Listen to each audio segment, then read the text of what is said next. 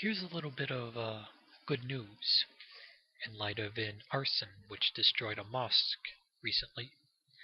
I'm going to read an article in which members of one of the oldest synagogues let me just see where it is,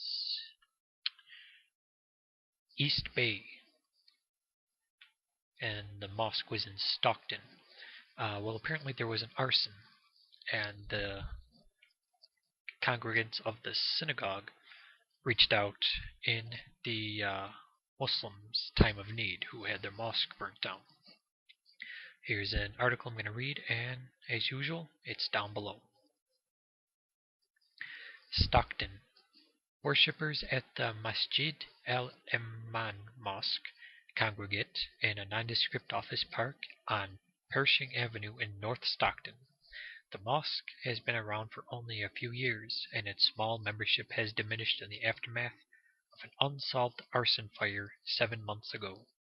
Temple Sinai in Oakland is the oldest synagogue in the East Bay, dating back more than 130 years, with nearly 1,000 member families. In terms of its history and size, it would seem to be much farther from Masjid al-Aman than a mere 70-minute drive. And yet, when members of Temple Sinai learned of the fire that damaged Masjid al-Aman, they were moved. Recently, the temple donated $100 to Masjid al-Aman.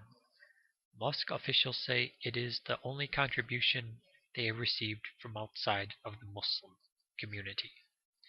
That's wonderful, said Basel Karabala, the mosque's vice president and treasurer. It's a beautiful gesture. Unfortunately, people don't know the history behind that. You had Jews and Muslims and Christians living side by side for thousands of years.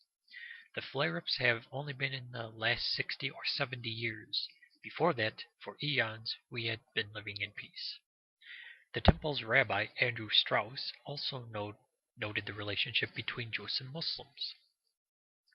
Strauss said that in making the contribution, his congregation was saying, yes, there have been strains and challenges, but like us, you were created in God's image. And when one suffers tragedy, one forgets the strains in a relationship and says, you are our brothers. Masjid al-Aman's 60 members worship in office space in the same office park that housed their previous facility, which was destroyed by the fire. Mosque officials are looking for a more permanent rental site with the long-range goal of purchasing a facility.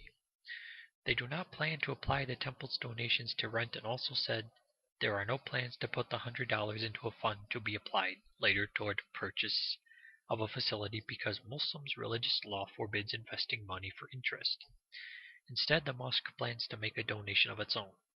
Maybe we can use that money and feed the poor, maybe in the Bay Area in Stockton, Karabala said.